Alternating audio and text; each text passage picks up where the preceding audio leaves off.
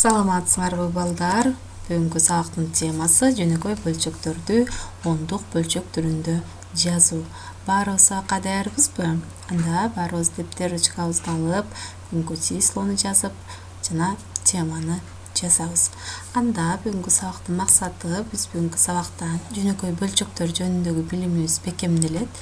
Биз буга чейин да жөнөкөй бөлчөктөр жөнүндө түшүнүк алганбыз. Алар туруз бөлчөктөр, бурус бөлчөктөр. Ошол билимибиз бекемделет жана ондук бөлчөк жөнүндөгү билимибиз толукталып кайталанат.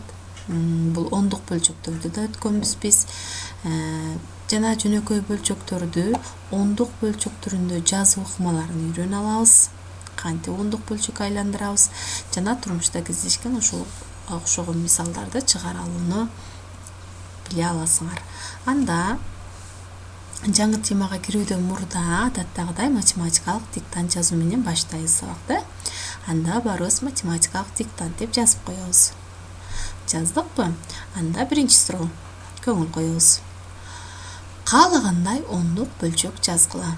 Каалагандай ондук бөлчөк жазгыла. Экинчи. Каалагандай дурус бөлчөк жазгыла. Каалагандай дурус бөлчөк жазгыла. Үчүнчү. Каалагандай аралаш бөлчөк жазгыла. Каалагандай аралаш бөлчөк жазгыла. Жаздыкпы? Төртүнчү. 45 бүтүн 1000ден 758ди көбөйтөбүз 1000ге. 45 бүтүн 1000ден 758ди көбөйтөбүз 1000ге. Бешинчи. 65 бүтүн 10.000ден 8948ди бөлөбүз 100гө. 65.000 10.000ден 8948ди бөлөбүз 100гө. Жазып бүттүкпү баарыбыз? Жазып бүткөн болсок, анда баарыбыз биргеликте текшерели. Кызыл ручканы алып, туурасына битишке коюп текшерели. Анда биринчи бул каалагандай ондук бөлчөк жазгыла дедим эле. Бул жерге мен жаздым 12 бүтүн 1000ден 456. Силер бул санды жазган эмес болушуңар мүмкүн. Эгерде каалагандай ушундай түрдө бөлчөк жазган болсоңор, анда туура болуп эсептелинет. Экинчи. Каалагандай дурус бөлчөк жазгыла дедим. Дурус бөлчөк деген бул эмне? Бул алымы бөлүмүндөн кичине болгон бөлчөктөр. Бул 7ден 3, 9дан 2 деп жаздым. Силер дагы бул сандарды жазган эмес болсоңор дагы, бирок эгер алымы кичине болсо, анда туура болуп эсептелинет. Үчүнчү. Аралаш бөлчөк жазгыла. Аралаш бөлчөк төмөнкүдөй түрдө жазылат. Аралаш бөлчөктө бул сакталчу эреже бөлүмүндөн алымы кичине сан болушу керек. Жана бүтүн бөлүгү бул бөлчөктүн тушуна бул жерде жазылышы керек. Мен 2,3/1 деп жаздым. Силер эгерде башка сан жазсаңар дагы, алымы бөлүмүнөн кичине болуп, бүтүн бөлүгү бөлчөк тушуна жазылган болсо, анда туура болуп эсептелинет. Төртүнчү. 5 бүтүн 10.000ден 758ди 1000ге көбөйтсө канча чыгат? 45.758. Бул ондук бөлчөктөрдү ондун даражаларына көбөйтүүнүн эрежеси боюнча канча 0 болсо өтөр оң жакка карай ошончо санга чылат деген эреже колдонулду. Анда бешинчи. 65.000 10.000ден 8948ди 100гө бөлсөк, мында ондук бөлчөктөрдү ондун даражаларына бөлүүдөгү эреже аркылуу бул канча 0 болсо ошончо өтөр сол тарапка жылат. Демек, сол тарапка 2 цифрага жылып 0 бүтүн миллиондон 658.948 деген сан келип чыкты. Текшерип алдыкпы?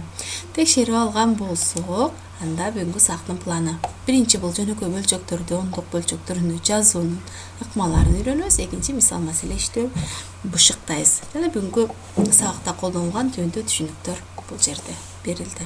Анда баарыбыз балдар 193 бетти ачабыз. Анда биринчи план.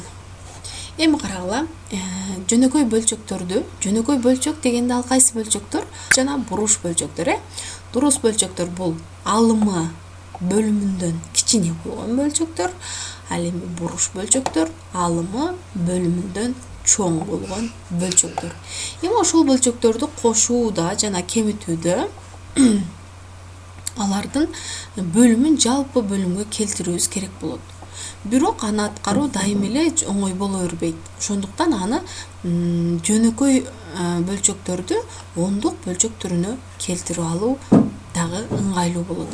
Мисалы, бөлчөктөр берилди, ошону ондук бөлчөк түрүнө айландыруу үчүн анда бөлчөктүн алымын бөлүмүнө бөлүп коюу эле жетиштүү экен. Мисалы, бул жерде биринчи мисал берилди. Мисалы 5-тен 12 деген санга 8-ден 45 деген бул экөө тең буруш бөлчөк. Ушул сандардын суммасы канча болорун тапкыла деди. Эми мында бул 5-тен 12 деген буруш бөлчөктү ондук бөлчөккө келтиребиз. Ал үчүн 12-ни 5-ке гана бөлүп коебуз. Демек 12-ни 5-ке бөлсөк 2,4 деген жыйынтык келип чыгат. Эми 45 бөлүнгөн 8 45-ти 8-ге бөлсөк 5,625. Эми карагыла, бул ондук бөлчөк түрүнө келтирип алгандан кийин аларды кошуу жеңил. Бул жерде кошууда сакталуучу эрежелер жана мамча түрүндө кантип кошулуш керек экендигин көрсөткөн бул жерде мисалдар бар. Эми 2,4кө 5,625 коссок, мында өтүрлөрүн бүтүн бөлүгүнүн астына жазышыбыз шарт. Бул ондук бөлчөктөрдү кошууда. Демек, бул жетишпеген сандарын нолдор аркылуу толуктап, мында жыйынтык 8,1025 деген жыйынтык келип чыгат экен. Түшүнүктүү болдубу? Көп деле кыйын эмес экен, Анда дагы бир ушундай мисал, экинчи мисал. Бул 5-тен 17. 5-тен 17ден кемитебиз 8-тен 245-ти. Эми биринчи бул 5-тен 17-ни ондук бөлчөк түрүнө келтирип алабыз. Бул дагы буруш бөлчөк болуп эсептелинет. Эми 17-ни 5-ке бөлсөк, бул жерде мамча түрүндө бөлүнүшү, мында 3,4 деген жыйынтык келип чыгат. 3,4. Эми 8-ден 245-ти, 8-ден 245 бул дагы буруш бөлчөк болуп эсептелинет. Муну ондук бөлчөк түрүнө келтирсек, бул бөлүү мамча түрүндө бөлүү аркылуу бул жерде 30,625 деген сан келип чыкты. Демек, мында ондук бөлчөк 3,4дөн кемитебиз 30,625-ти. Эми карагыла, мында кичине сандан чоң санды кемитүү болуп атат. Демек, мында бул учурда чоңунан кичинеси кемитилип, чоңунун белгиси коюлат деген эреже менен чыгат. Демек, 30,625-тен кемитебиз 3,4-тү. Жана бул 30,625-тен белгисин коебуз. Демек, минус 27,225 деген сан келип чыкты.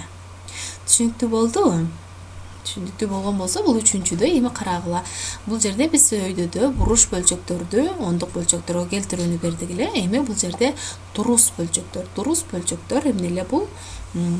Алымы бөлүмүндөн кичине болгон бөлчөктөр. Мисалы, бул жерде 2-ден 1 деген жөнөкөй бөлчөк же болбосо дурус бөлчөктү ондук бөлчөккө келтирсек 0,5 деген санды берет.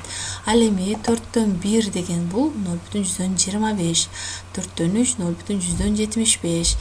Бул 3-тү 4кө бөлүү, 1-ди 4кө бөлүү же болбосо 1-ди 2ге бөлүү аркылуу эле ондук бөлчөк түрүндөгү абалын таап алдык. Түшүнүктүү болдубу? Түшүнүктүү болгон болсо, анда экинчи план маселе мисалдарды иштөөгө өтөбүз. Эми бул номер 460-көнүгүүдө ошол берилген жөнөкөй бөлчөктөрдү болгону ондук бөлчөктөргө айландырып коюу жетиштүү. Мисалы, 2-ден 9 деген бул демек 9-ду 2ге бөлүп кой деген сөз. 9-ду 2ге бөлүп койгондогу жыйынтык биздин жообуз болуп эсептелинет. 460-ты демек эмне кылат экенбиз? Жөнөкөй бөлчөктөрдү ондук бөлчөк түрүндө эле жазып коет экенбиз. Алымын бөлүмүнө бөлүп чыккан жыйынтыкты жазып коет экенбиз. Анда 462-нчи көнүгүү. 462 дагы бул жөнөкөй бөлчөктөрдү алгач ондук бөлчөктөргө айландырып көрсөтүлгөн амалдарды аткарып коюу жетиштүү. Мисалы 5-тен 27-нен кемитебиз 2-ден 9-ду. Биринчи биз 27-ни 5-ке бөлүп ондук бөлчөк түрүнө келтиребиз. Андан кийин 9-ду 2-ге бөлүп ондук бөлчөк түрүнө келтиребиз. Жана жыйынтыктан чыккан ондук бөлчөктөрдүн ортосундагы кемитүү амалын аткарып коебуз. 460 жана 462. Андан кийин тапшырма бул 461 жана 463 көнүгүү. 461-де жөнөкөй бөлчөктөрдү болгон ондук бөлчөккө келтиребиз. Ал эми 463-тө жөнөкөй бөлчөктөрдү ондук бөлчөктөрүнө келтирип, көрсөтүлгөн амалдарды аткарабыз. Анда сабакты бышыктоо максатында түшүнгөн болсок, эгер бул жерде ушул сабакта камтылган маалыматтардын ичинен суроолор түзүлдү. Бул жөнөкөй бөлчөктөргө мисал келтиргиле. Жөнөкөй бөлчөк деген эмне экен? Бул жөнөкөй бөлчөктөр дурус бөлчөктөр жана буруш бөлчөктөр болот экен. Дурус. Андан кийин буруш бөлчөк аныктама берип мисал келтиргиле. Дурус бөлчөккө мисалдарды келтиргиле. Жана жөнөкөй бөлчөктөрдү ондук бөлчөктөрүнө кантип келтирет экенбиз? Бул суроого дагы жооп беришиңер керек. Анда тапшырма жана тема түшүнүктүү болгон болсо балдар, саламатта калгыла.